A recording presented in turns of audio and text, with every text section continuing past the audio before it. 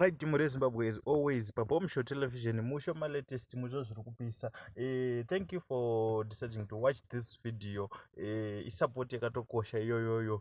Besides, good was like but I advise you to say like also can subscribe or subscribe or turn on the notification bell icon.